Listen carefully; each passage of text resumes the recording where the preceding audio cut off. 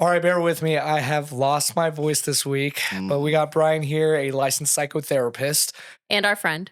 and our good friend. Absolutely. I'm really excited to get into this one because stress is something that keeps coming up in the relationship with hair loss Mhm. and all the other things is such a paramount thing, especially every day, right? You just open up your apps and you're bombarded with like 10 different things, all bad news. Mhm. And then add that to, life's ongoing stress and it can be a whirlwind of things. Yeah. So I want to jump into it. I know you have some good questions lined up.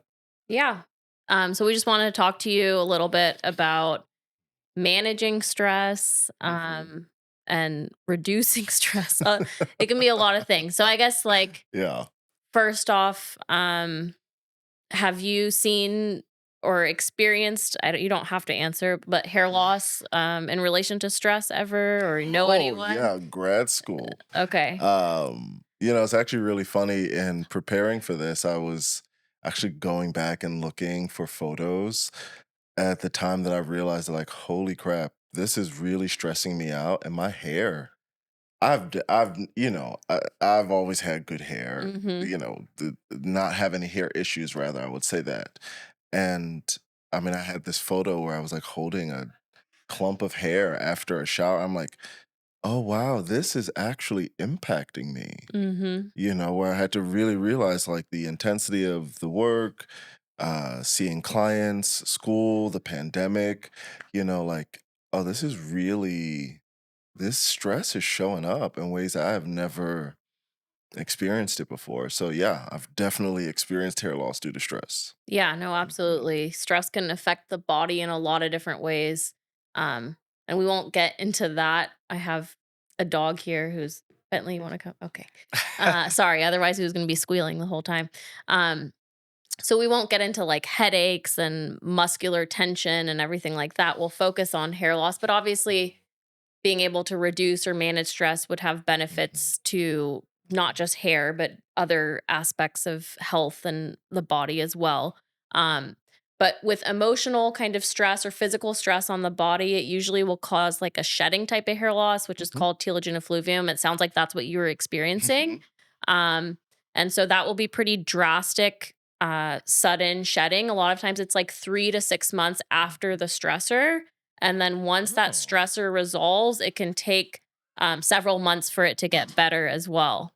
Huh. So I think sometimes people, when they're thinking about stressors, don't realize that timing difference.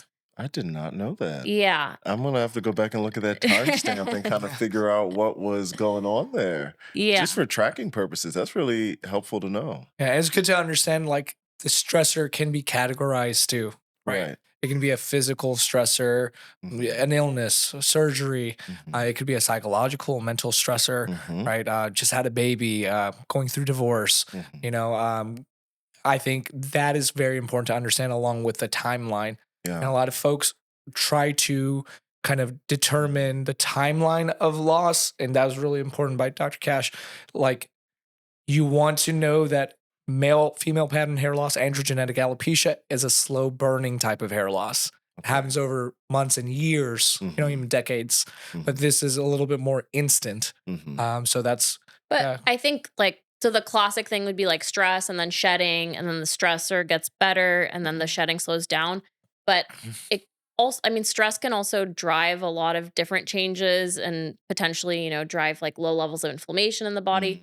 So I also think that it can worsen for some people, like Mhm. patterned hair loss, Right. even, or even like autoimmune hair loss. I've had cases where somebody's coming to me for treatment of autoimmune hair loss, then they quit their job, which was the main source of their stress, and suddenly they don't need me, their hair's grown back. So Yeah. that's not the case for everyone. Most people are going to need treatment, but it can even worsen other types of hair loss besides the classic shedding. Mhm. So I think that's a pretty good overview of like stress as it relates to hair loss. But I guess now it's like, okay, what do?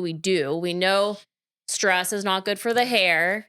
And Mhm. having hair loss a lot of times stresses people out too. And then it becomes It this like, only exacerbates the yeah, problem. Yeah. vicious cycle. So Mm. I guess any tips that you have, I guess we can start with reduction of stress. Yeah, I mean, it's I kinda a little cheeky, Because for me, however I begin to approach situations like this are always from a relational standpoint. So I'm a psychodynamic trauma informed therapist.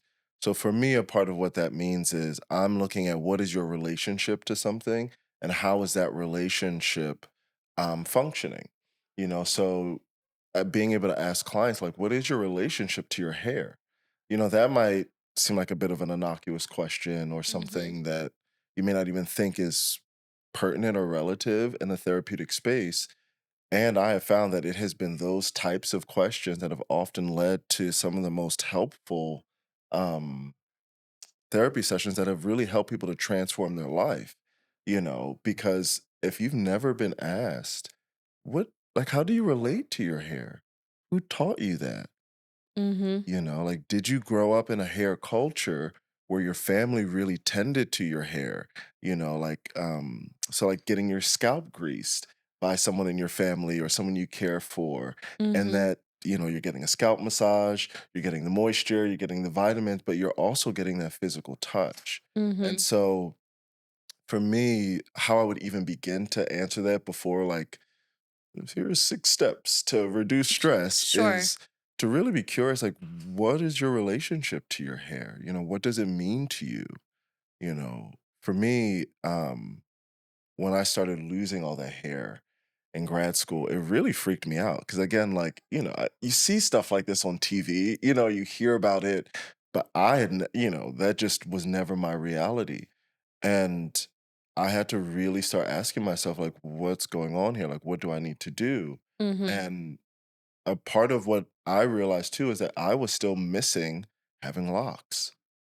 You know, I had locks before, and then I cut them off right before I went to do some, refugee nonprofit work, and just kind of had a moment. And it had been a few years, and I'm going through this intensity in grad school, and I'm still missing, you know, Mm-hmm. I still long for, I'm still thinking about.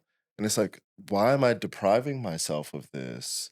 Let me start, taking the steps to move towards actually what I want for my hair, what I want for my aesthetic. Right. Um, and then, that for me helped give me a focus instead of, oh God, I'm losing my hair. It's, oh, I need to start to prepare myself Right. for what's coming. And so I started to put my hair in protective hairstyles. Um, and thinking about, okay, how do I want this iteration of my locks to go? Does that Yeah, no, begin to answer that? yeah, no, definitely. I think that's like a good starting point is kind of understanding the significance of your hair and why Yes. you care. I think there's a lot of different things for different people. Like you're saying, it can be some kind of emotional connection or Mhm, memory. mhm, Um, for some people, I mean, also like as a society, I think, and not just our society, historically, there's been so much put on hair and what that means and what mhm, it symbolizes. Um, you know, that if you have good hair, you're healthy, and if you don't, that it can mhm. it's messaging a lot of things besides just hair. Um, and then for a lot of people, it's part of their aesthetic, their identity. If they lose Mhm. that, they don't feel like themselves. So yeah, I think there can be a lot of different significance for different people. So I think an understanding of that's a great place to Mm, start. yeah. Um, Because the story you tell yourself about what's going on is more important, I would say, even than the actual things that are happening. Because if the story you're telling yourself is, I'm falling apart, I suck, all these things, and you can't focus on what you value and maybe what is being lost in this season. Like, okay, for me, I was going through grad school. mhm, But I value education and I value this new profession that I'm stepping into. And mhm, I'm going through something and this is impacting me. So now I need to slow down and tend to myself. mhm, And it's like, oh, I need more care right now. This is what this is telling me, mhm, rather than something's wrong with me. I mhm. can't, like that, being able to pause that anxiety spiral by being able to really question the story you might be telling yourself about the experience you're having. And if you can begin to shift how you're talking with and to yourself about the experience you're having, not being delusional or make believe about what's happening, but a type of a healthy reframe that acknowledges where you are. You got to locate yourself. I am stressed. Mhm. I can't be sitting there, breathe. Okay, I'm not stressed. It's like, no, I'm stressed. Okay, so what do I need in this stress? What meaning am I making? I'm overcoming something. Sure. I'm pushing through something, and some of this hair loss is a cost of going through that. So let me honor that process through how I tell that story, and then how I begin to treat myself Yeah. and tend to myself to get to the outcome of, what I'm looking for, which is, yes, healthy hair, a graduate degree. Right. So kind of like, I guess first step is also understanding what it means to you and then also recognizing, I guess, that you are stressed instead of trying to Absolutely. shy away from it Mhm. and be in denial. Mhm. Yeah. Um I'm never about like people trying to get on top of, like, I gotta get on top of my anxiety. I've got to like, it kind of becomes this thing where people are really trying to control even like the hand movements I'm making, where it's like, it's just data, it's just communication. Your body's talking to you. mhm. So what is this anxiety saying? And how can you work with that? Because uh, I would even then say, I like in the Maori tradition, the indigenous peoples of New Zealand. I did some research on kind of mental health practices there, and they also kind of have a very strong relationship based model. Mhm. Um, to think about things like anxiety and depression. It's like, oh no, you're just in a relationship with depression and you're in a relationship with anxiety. What is this relationship doing for you? And what is it speaking to? Where is there a deficiency, and how has this relationship come in to help you Right. or to engage with you to meet that? And so when we can begin to, at least for me, not just try to get on top of our anxiety or get on top of my depression, but to slow down enough to listen, be like, hey, what is going on here? Um, what are you trying to tell me? Like, okay, yes, I do need rest, but we're actually in a really busy time right now. So rest isn't gonna like, it's not gonna look like the collapse that I might want to lean into right now. Mhm. So how do I like, you see, even because this is what I do, like to begin to make some skin contact, Mhm. to begin to work with yourself and be like, hey, what do we need? And pause. Kind of honoring your body and what it's trying to tell you rather than fighting Yeah, against it. it's brilliant. Like to me, the body is brilliant. You know, it is always working for our good. It is always trying to restore, heal. And so, whenever we have the opportunity to slow down and to listen, even when our body is hurting us, Mhm. like, what you doing dropping hair? Look, we got somewhere to go. you know, Even when these things are happening, our body's like, yeah, I know you got something to do. And we're going through something. Can you listen? Can you Yeah. attend to? And then we might be able to actually go do all the things that we had. Yeah. That's quite an interesting point. I wonder, in your experience, what are some of those things that folks can identify, right? Mhm. Loss of hair is probably a later stage thing, Mhm. and it probably freaks people out, right? Because it's something you can see. But what is something you can feel and notice? Maybe Mhm. you're sleeping poorly, you're eating poorly. Like, what Mhm. are some of those identifiers?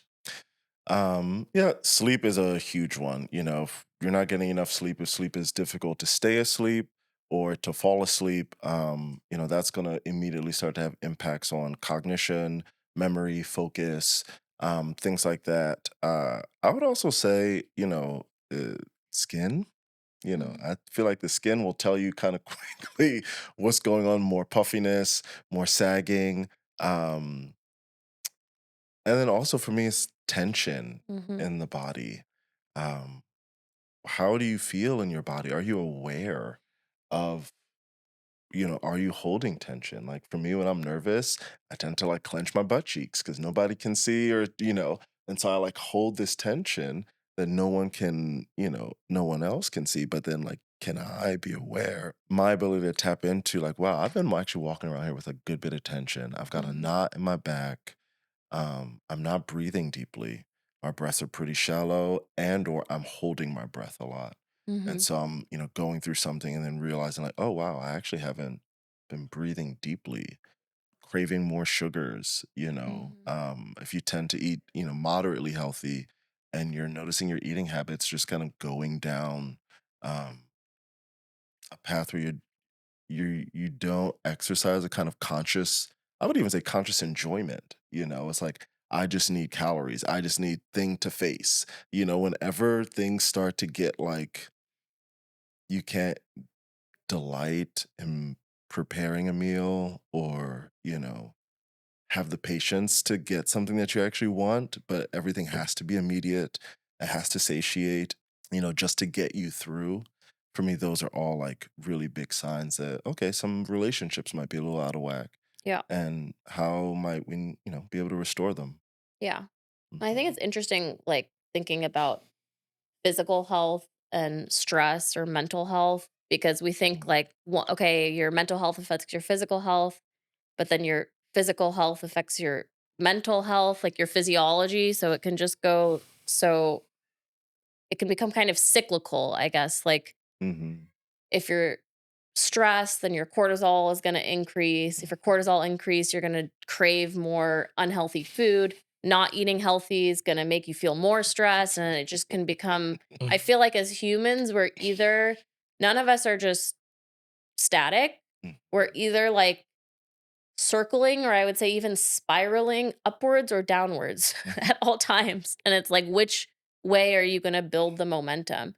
Because Mhm. it's just this constant back and forth between the, I don't know, mind, spirit, if you believe in that, and body, and how those things relate and affect each other. Yeah. Um Which so is why locating yourself, is really important, And so by that, I mean, where am I right now in this situation? Where am I dealing with the stress? Where am I? Am I at the bottom? Am I at the top? Am I spiraling down? Like when we can actually enter into awareness of locating ourselves, that in and of itself begins to be really helpful data to figure out, okay, where do I need to go to mhm. change my circumstance or situation? Because now I know where I am. I Mhm. don't know how to get to where I'm going if I can't locate even where I am in relation to the map, Right. And so that's where for me the spiraling down or spiraling up isn't, I'm not attached to those outcomes, especially with clients. It's more so, well, where are you today? And what does it look like here? What does it feel like in this place? Get intimate with your downward spiral, just as you have to get intimate with your upward spiral and your success. Mhm. Who are you in this place and what's going on? Mhm. Um, and to me, that alone really, because what I'm talking about is kind of a living, mindfulness or consciousness, that yes, all should meditate and, I shy away from just kind of giving those quick answers because I also realize I've said these things to clients several times and they don't do it. And it's like Like the get good sleep, eat mindfulness and healthy, meditate, we'll do it mindfulness. in session and things, and some of them do, but it can take a while to turn that into practice, if you're not accustomed to a kind of spiritual mindful practice. I can tell you all day and even show you the science of what happens when you meditate and the amygdala and the hippocampus, and we can go into all the ways that the nervous system benefits greatly from all of these things, and cultivating that practice can still be really difficult. And so for me, when I talk about locating oneself, like it was a concept that we learned in grad school, um, is to, begin to allow ourselves to do small things that are mindful, that allow us to check in, to be aware of our breath, you know. Um, and then when that internal model starts to get developed, it makes it a lot easier to say, okay, well, do we want to now actually start sequestering some time to practice some deeper meditation and breath work? Because your parasympathetic nervous system could really, help you out here. And again, helping clients reconnect to the brilliance of our bodies. Mhm. Like you might be going through a problem, but your body is brilliant. So if you can slow it down enough and tune in, locate yourself, all that, Mm-hmm. the brilliance of your body will manifest. And that's why, you might hear clinicians say, the client has the key to their own healing. It's true. Like, it is you. Yeah, we're here as clinicians to hold space, to create a Mm-hmm. container, to be curious about things that you wouldn't necessarily be curious about, that might, hold an answer, but it's inside of all of us. And it's really who's going to hold some space and help us slow down enough to start to tap in. And once you start cultivating that process of tapping in, that bit of Mm-hmm. mindful living, um, with your own emotional and relational world, then yeah, actually practicing mindfulness and breath work and sauna and cold plunge and nutrition, adaptogenic mushrooms, all these different things. Then when you start to apply those things, it really can start to you can start to see that catalytic movement in life because you've actually had to build the foundation from the bottom up, Yeah. mentally speaking. No, I think that's very interesting because something I struggle with always is being focused on the outcome or Mhm, future mhm, rather than being in the present. So even like when I'm talking about the spiraling up and spiraling down, I think that's true. But it sounds like what you're saying is to be less focused on the outcome and just be in the present and in tune and aware of your body. And if you do that and you're in the present, the outcome will probably come, mhm, but it's in finding that kind of state of being where you are and in tune with your I don't know if what I'm mhm. saying makes sense, but Absolutely yeah. does. And I think our society is so focused on outcomes that it's detrimental to us because we either are anxious about, failing, or we're Mm, so obsessed with succeeding that we don't see the solution. If you're so stuck and attached to success or failure or what's going to happen, you may not actually perform at the level that you would if you would just yeah. be there in the present, Mm, in tune with yourself, also in tune with what's going on around you, able to see what's going on around you without kind of that bias or wanting it to be something mhm. or not. And then you could actually make a better decision. So I think that's, Most of life is lived between those polarities, success and failure, like, and so it's like, who are you in between? hmm Like, it's so nice to be able to know myself when I'm not well, as much as it is nice to know myself when I am. I deserve to be known and delighted in if I'm doing good or if I'm not. Like that is the core and essence of love, like, and that's why I enjoy this work is because more often than not, people feel like they cannot be delighted in when they're not doing well. You can't be delighted in when your hair's falling out and you're looking raggedy. Wait a minute now. Go and put that hat on. Like, like if that is how we we think of ourselves, you know, it makes sense why sometimes getting out of those spirals can be really difficult because you can't see that you can be delighted in and be stunning and wonderful even when you're genuinely a hot mess. Right. But like, how do you look at your hot messness of a life in whatever, moment or situation and stay connected to your humanity, to your goodness, to your purpose, to the wonder of who you are as a human? Like, we are freaking magical beings. And so, yeah, we get to be messy, yeah. we So get, accepting, yeah, that kind of radical self-acceptance is really key. Like, yeah, my hair's falling out. Like, I mean, I took photos, I was just like, and it, there's just like this weight. It brought me into the moment of like, okay, we have not been to this land before. Right. How you doing? I don't know how I'm doing with this one, bro. yeah. Okay.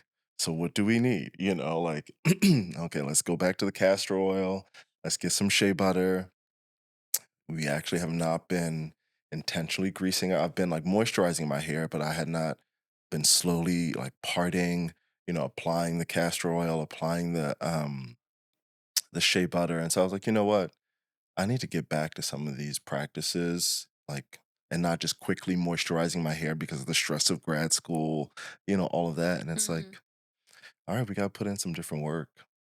Yeah. Yeah. So I guess how do you balance accepting the messiness and accepting yourself even in your worst moments Hmm. with having hope and building towards something different and better without getting like attached to that outcome? Hmm. Do you get what I'm saying? It's like Yeah, I do. it's kind of this like you want something better, and I guess how does hope play into that too? And how do you Yeah, I always joke. Uh, you can edit this out if you need to, but I always say, hope is a bitch, and she only wears Prada. And if you broke, god damn, like that.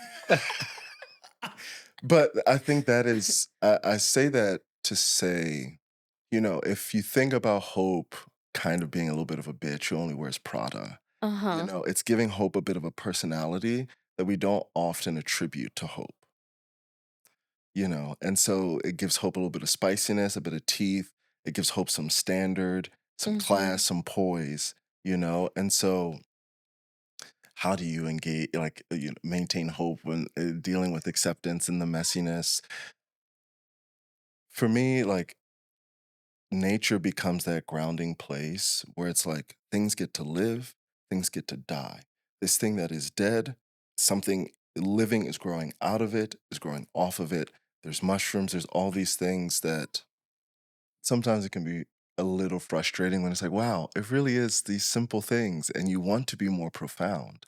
I want to talk about something else, but it's like, no, it's really nature that brings me back to the reality that death gets to exist alongside life, and you are no different. So if you are making yourselves bigger than the container that is holding you, you don't need to do that. That nature has a way to allow us to humble ourselves to say, if this tree can grow out of something, on top of a dead one that has fallen, I can grow out of my own deadness. And so I just have no time to then remain in a place that doesn't speak the truth. Mm. I like Nature that. tells me that death and life belong together. So guess what? I might be messy and da da da, but that it belongs together. And I say that hope is expensive. She only wears Prada is because in a world that doesn't oftentimes do a good job of creating containers where we get to be a mess, for you to engage hope is going to cost you something in seeming foolish, looking a kind of way that's, it's going to be blows to your ego. You're going to be paying out money, Mhm. and you may not necessarily see immediately the product of what that hope is going to bring you. But if you keep investing in hope, it does produce, Mhm. you know. Hope always look good, Uh, Oh, I do Yeah. want to double click on something that you mentioned as a nice little analogy with nature, but like a tree that's fallen and is dead, and breathing new life out of that. Something can grow out of Mhm, that. I think a lot of my patients and even myself, we're just so busy living, mhm, right? So, what are some practical tidbits, right? Like, there's still a little bit of let's say people have concern, right, about going to a therapist, be it whatever kind. What are some things you can do, or I could do, my patients could do, to kind of slow that time down mm, within the context of I got to go, go, go, go, go. Whether it's like I got to take care of my kids, I got to mhm, earn some keep to make money to pay for my mortgage, etc., rent. mhm. What are some of those things? Yeah. For me, I'll always go back to relationship and community. I think it's the fastest and easiest way to get ourselves grounded. You know, do we talk about when we're losing our hair with our community and what that feels like? For me, sometimes it's being able to request the things that I need from my community, like care around my hair, or like, hey, can you come and do my hair or cut my? It's not that I can't go to the salon; it's that it actually feels better for my friend and for my community to come and engage me.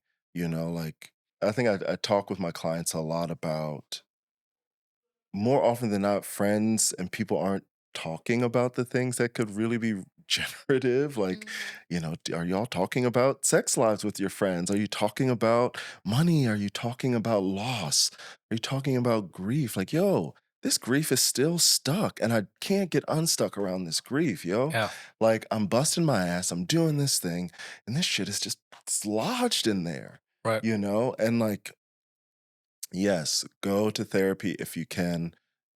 I believe in it. I think everyone should engage it. It's for me feels like going to the gym. Um, That's exactly what I related to too. I think like mhm, because you brought up like the stigma around going to Sure. therapy. And to me it's like because sometimes like I've been in therapy for a long time and people are like, well, like you're better now, so why are you still going to therapy? And it's like, okay, like if you got fit, would you just like stop working mhm, out and stop going to the gym? It's the Yeah. same thing. You need to like maintain Nurture. your mental health, nurture it mhm, the same way you do your physical health. yeah. But Uh, there's got to be truth to the fact that, like, if, I'll just say myself, right? I can't find 45 minutes in a day or an hour in a day, even an hour in a week. mhm, Maybe, when I park the car, mhm, instead of checking Twitter or mhm, Instagram or TikTok or whatever, just take a couple minutes, yeah. right? Because a couple minutes can add up, Mhm, right? Um, it's a little bit easier for us because, like, we're in Washington with a ton of nature, right? To kind of like calm down and, or I'm even go for a looking at walk. nature right now. Yeah, yeah. we are. So I mean, is there value in that? Absolutely. I mean, you don't need a lot of nature to, begin to reap its benefits, Right.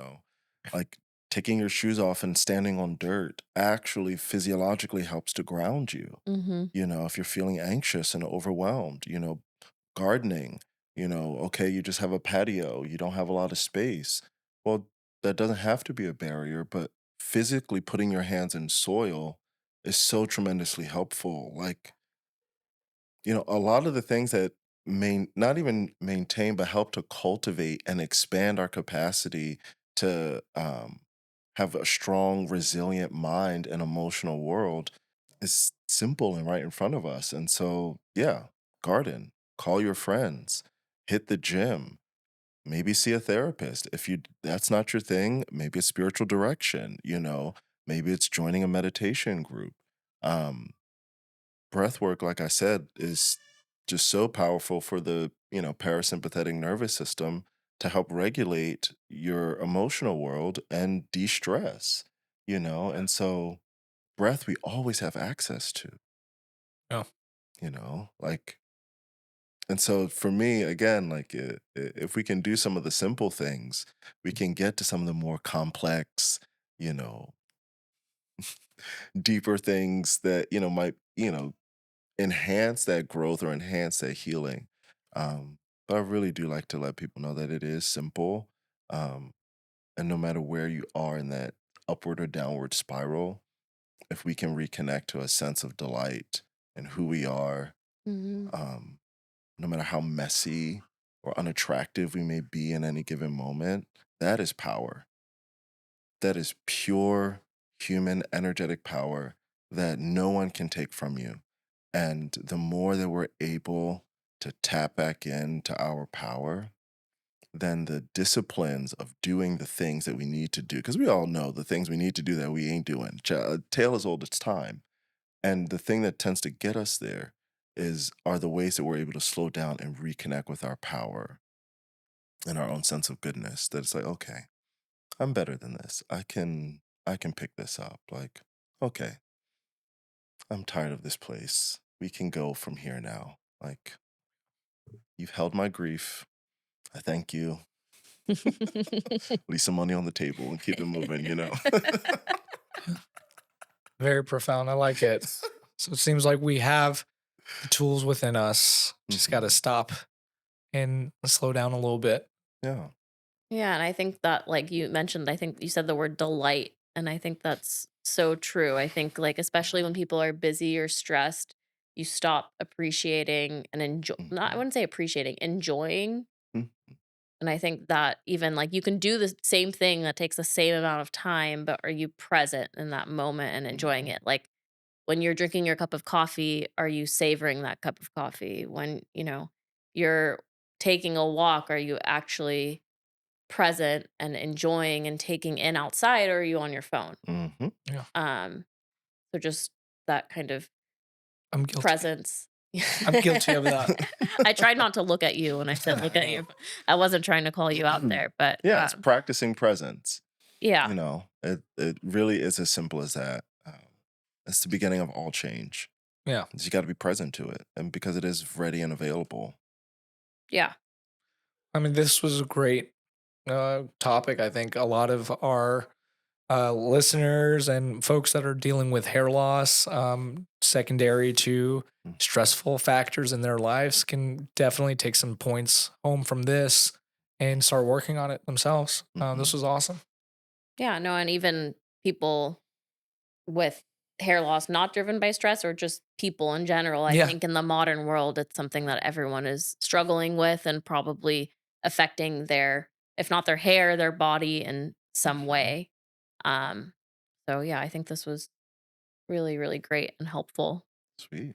Thank you, Yeah. Bryan Thank Brown, you, Bryan. licensed psychotherapist. And I think our most charismatic, entertaining guest. I always love Very all your soothing analogies. voice. Yeah. Oh, well, The yeah. antithesis of mine currently. That's the moneymaker. You know, you got There you at go. least got to be decent to listen to. You There know? you Like, Well, for Dr. Kash, I'm Dr. Roopani. This has been another episode of the Dr&Dr podcast. We will see you next time. cheers, y'all. Thank you. Mm-hmm.